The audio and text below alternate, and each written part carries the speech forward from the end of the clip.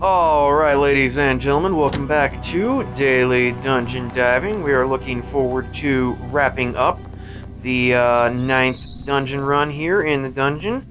For the most part, this is going to be a fairly short video. We're just going to kind of go through and make sure I collected all of the stuff that I was intending to collect and put into the main loot cache.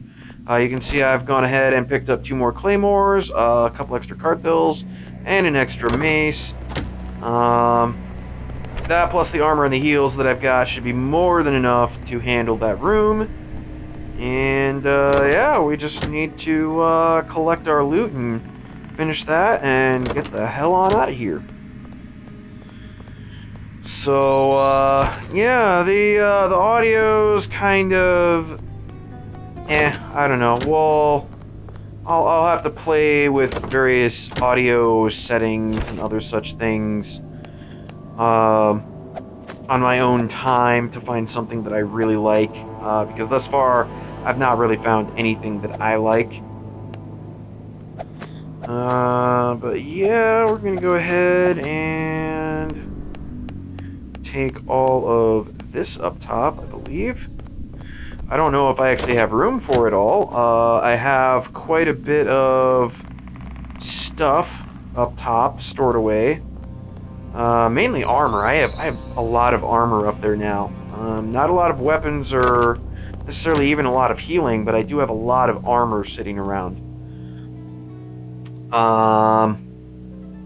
But yeah, I was looking at the data for the Desecrator that I got when I fought him with the falchion earlier, and from what we know of the grindstone thus far, level 1 is a 10% increase in overall damage done.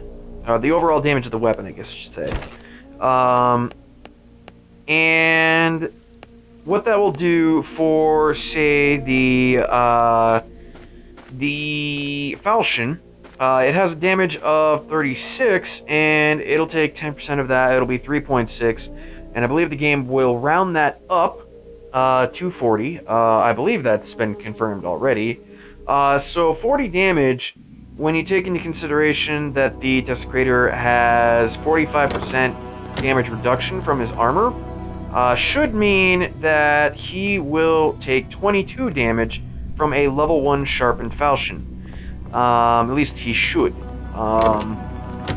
There may be some rounding issues. Obviously, there are decimal numbers in the game that we cannot see because the game just, rounds all of them into whole numbers.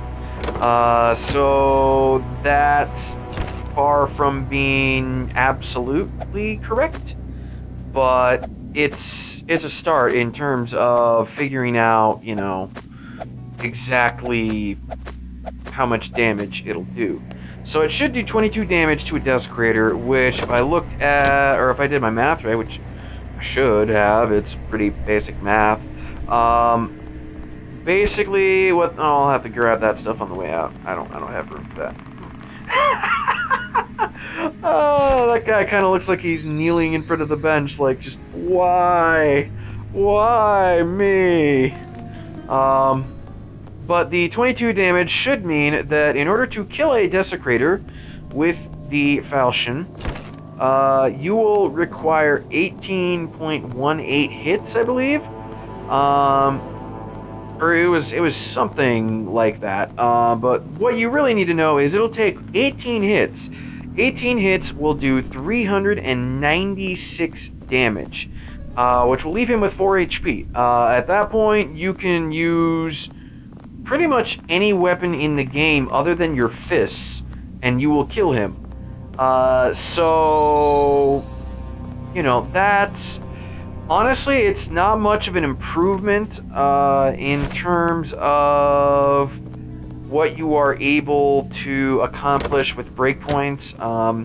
Being able to... it's only 2 less hits, which means I'm only going to take 1 less hit from the Desecrator himself. So instead of 230 damage, Which actually, one of those hits could have been probably avoided.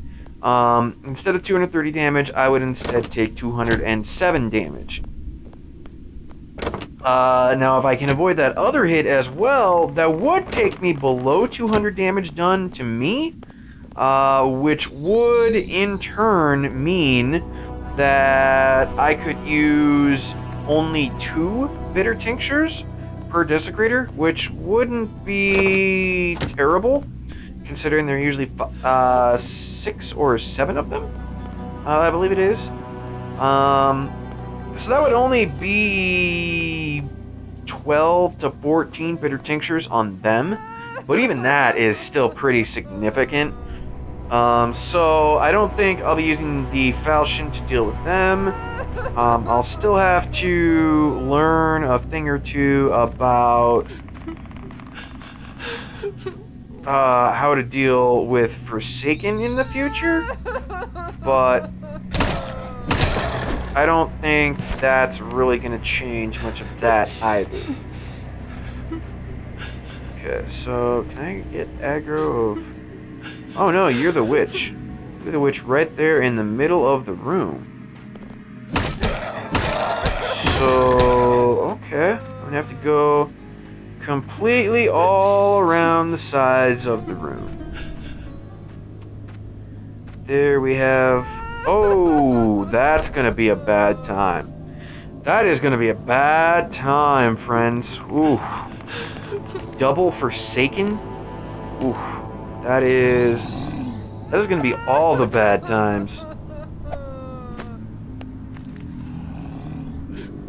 Hopefully I can get this sneak attack off. Alright, cool. And then I'm just going to take you guys out of the room, because I'm not dealing with that. Nah. Good, one of them stopped. Ooh, that still hurt.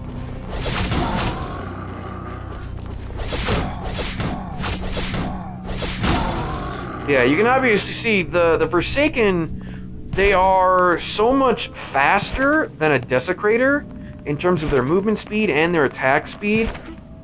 And their damage is relatively similar. I believe the base damage for the Forsaken is 50, and the base damage for the Desecrators is only 60.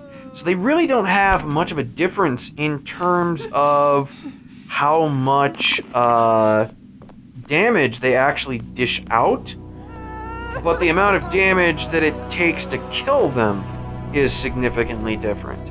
So if you look at that, it's like the Desecrator really is just a tank, whereas the Forsaken, he does a lot of damage very quickly. If you let him. So, what I want to do here, probably, is I'm going to go ahead and get a sneak attack on the Desecrator. And then switch to the mace. I'm going to run all the way around. Oops, well, too late.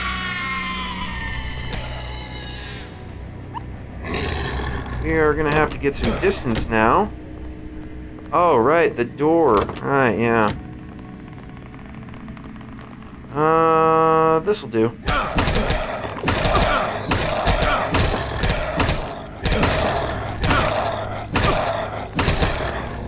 Okay, and is this... Oh, 2 Desecrators? Fighting 2 Desecrators at the same time would be really, really, really bad. They're super tanky. They're going to take a long time to die. And yeah, I'm gonna go ahead and reset the dungeon. That's what I'm gonna do, guys. I'm just gonna run all the way back to the entrance, and I'm gonna be like, yeah, no, friendo. We're not gonna play this game. Nah. Like, with the 2 Forsaken, I could do it because, you know, I got a sneak attack off on one of them, which meant I only need to hit him. I needed to hit him like 1 or 2 more times to kill him. So that wasn't a really big deal. Even with the sneak attack on a Desecrator, though, I'm still gonna have to hit him like 7 or 8 more times to kill him. So that's a lot of hits to be taking from 2 Desecrators at the same exact time. Now, I've not played with this mechanic just yet either. I don't know exactly how this is going to work out in terms of the witch maybe still being aggroed. I honestly have no idea how that's going to work. So that'll be kind of interesting to find out. Because technically if you leave the zone, it resets everything. And man, it's been a while since I fought a witch. I'm trying to think of how the witch mechanic works, and I'm pretty sure if you leave the zone after aggroing the witch will also go back to being not aggroed. So it shouldn't be an issue. But of course, I won't be able to sneak attack the other Desecrator. That's fine though. I just want to pull him out, to be perfectly honest. And this time I will mind where I'm running a little bit better.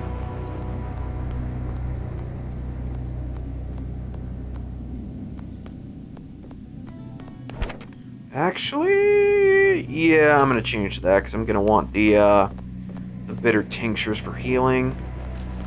Granted, my tier 4 armor is about to break. So here lie the 3 possessed, who very rudely tried to murder me.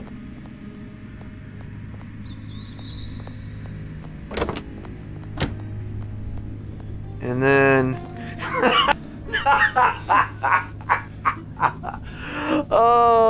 this this looks extremely funny when they're just like right next to each other.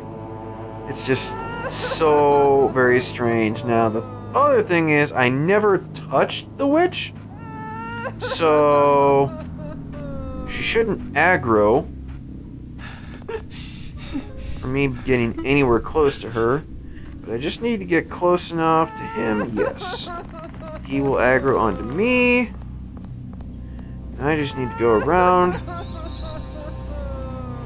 Excellent. Yeah, because, yeah, that sneak attack only took out, like, I don't know, 15% of his health. It's not a lot, I can tell you that right now.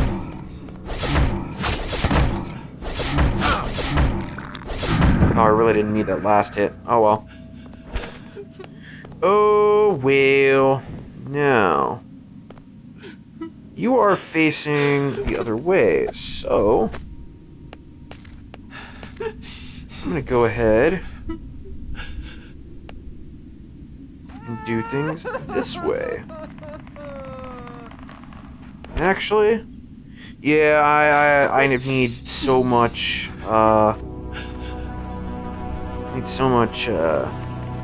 hydration here that I'm going to go ahead and use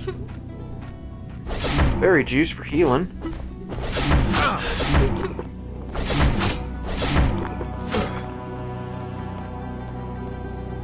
And then I will switch to the bitter tincture.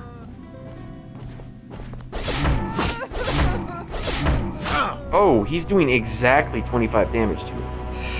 That is... Oh, I'm fine, because I have 35. Okay. So that's not good. Not good at all.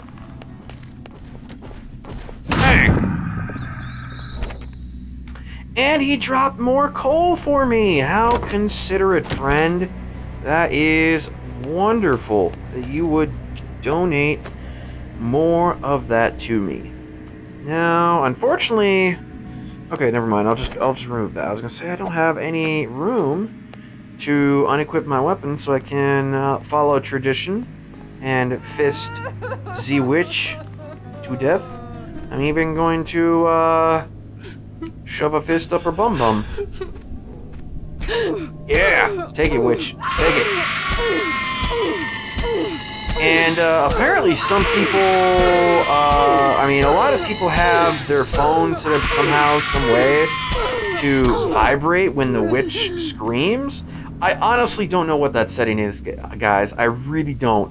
Some people ask me, wait, your phone doesn't vibrate when the witch screams? And I'm just like, nope, it never has.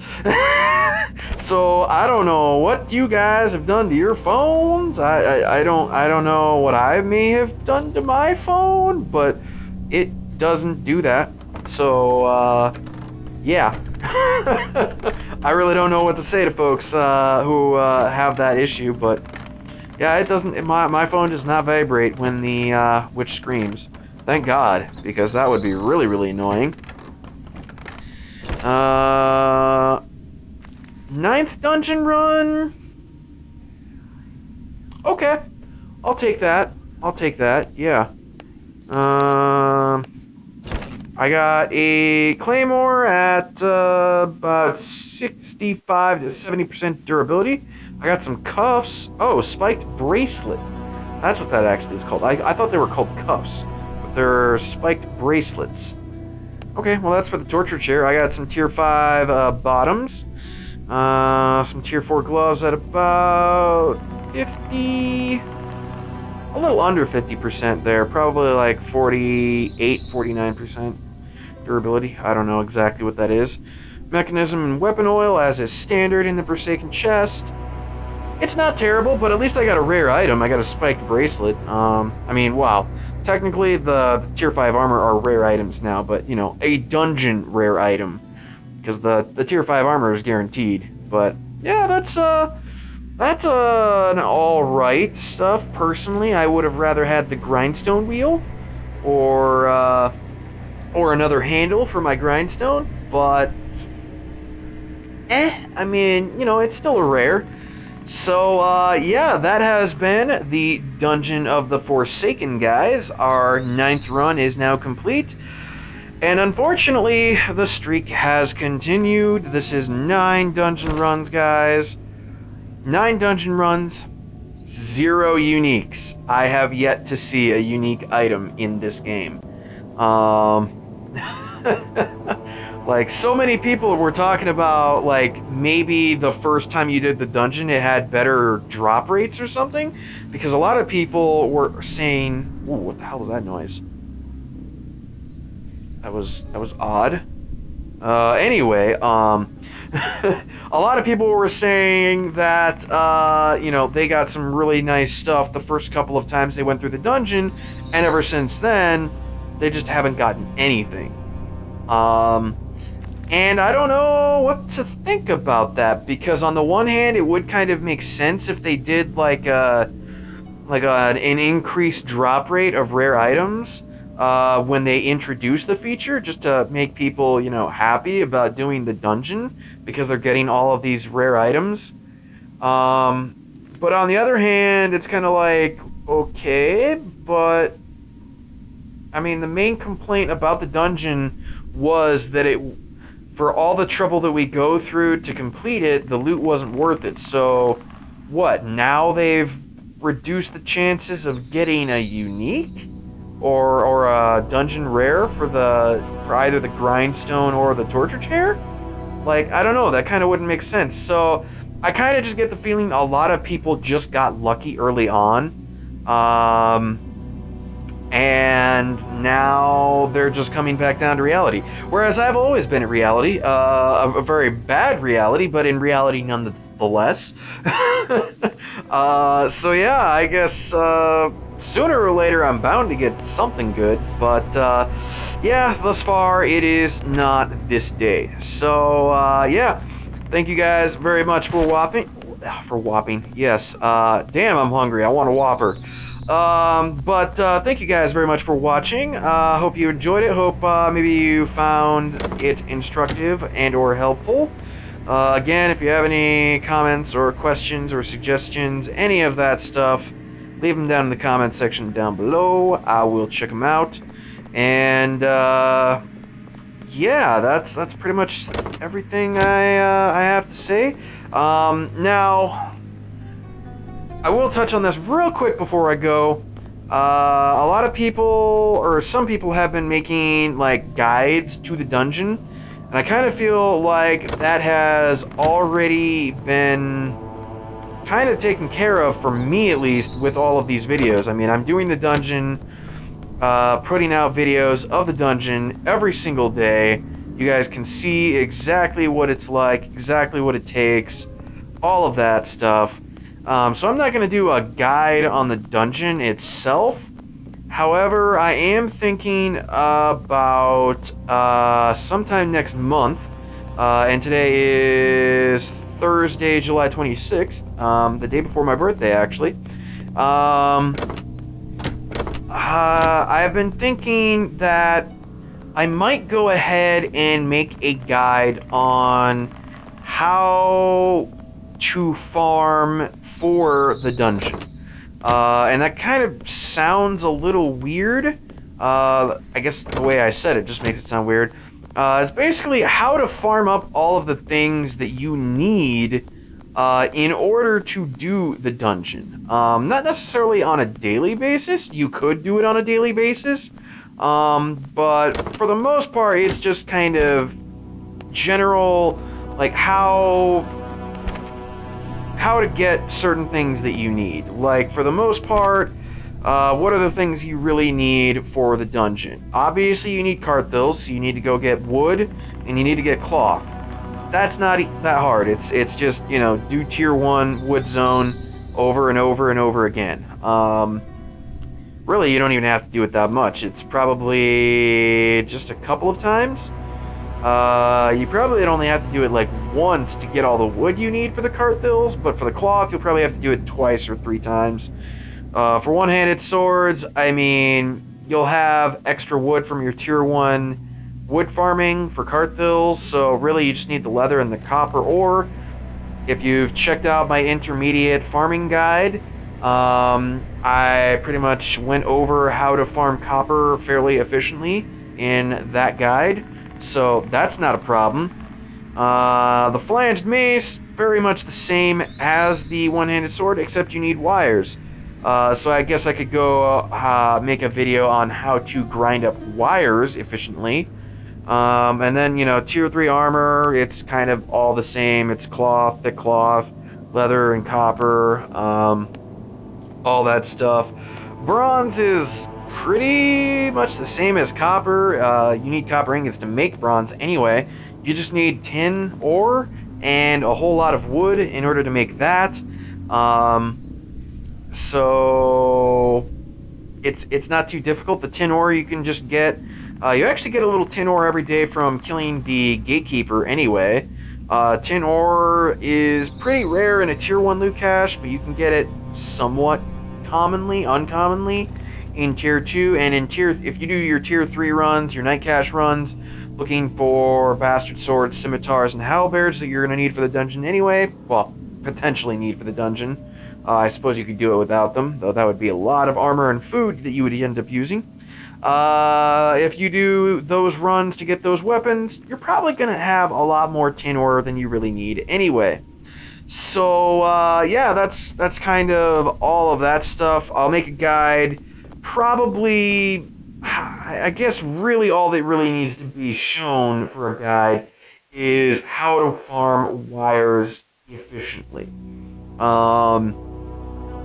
So beyond that, yeah, I don't really feel like there really needs to be much of a guide for the dungeon, since that's kind of what this daily dungeon diving series is about anyway.